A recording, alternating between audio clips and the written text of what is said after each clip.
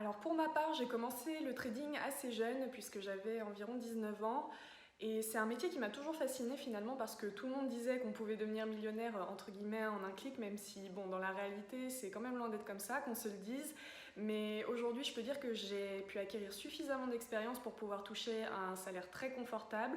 Bon par contre ça a pris du temps mais ça en valait la peine parce qu'aujourd'hui j'ai largement dépassé mes objectifs de débutant et surtout j'ai pu acquérir le statut de trader professionnel assez rapidement grâce à des bonnes ressources.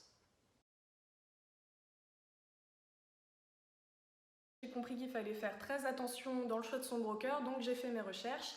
Et le seul qui correspondait à tous mes critères, finalement, c'était Alvexo. Donc ça fait un peu plus de 3 ans maintenant que je suis chez ce broker. Et ce que je dis souvent, c'est que le plus important dans le choix de son broker, surtout, c'est sa fiabilité. Parce que malheureusement, trop peu de brokers aujourd'hui cherchent véritablement le gain de leurs clients. Et la plupart, dont je tairai les noms et dont j'ai eu l'expérience, cherchent surtout à gratter les commissions sur les trades. Donc c'est pas vraiment ce qu'on recherche. Mais au moins, avec ces expériences, j'ai pu apprendre à éviter les pièges. Et ce qu'il y a de bien chez Alvexo, c'est que les analystes cherchent véritablement le gain de leurs clients. C'est pour ça que je le recommande à chaque fois d'ailleurs, parce que même après des années d'expérience avec eux, j'en apprends toujours grâce à leur coach. Parce que malheureusement, comme je dis toujours, dans le trading, on reste débutant à vie, donc il faut rester curieux, partir à la recherche de la moindre information, grappiller la ressource qui fera la différence, parce qu'il n'y a que comme ça qu'on peut continuer à gagner.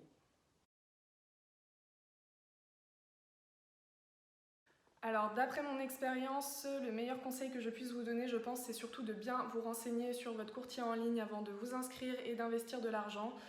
Moi, par exemple, il m'est déjà arrivé de perdre plus de 10 000 € parce que mon courtier en ligne s'était fait pirater. Donc, le meilleur conseil que je puisse vous donner, je pense, c'est surtout de rester prudent.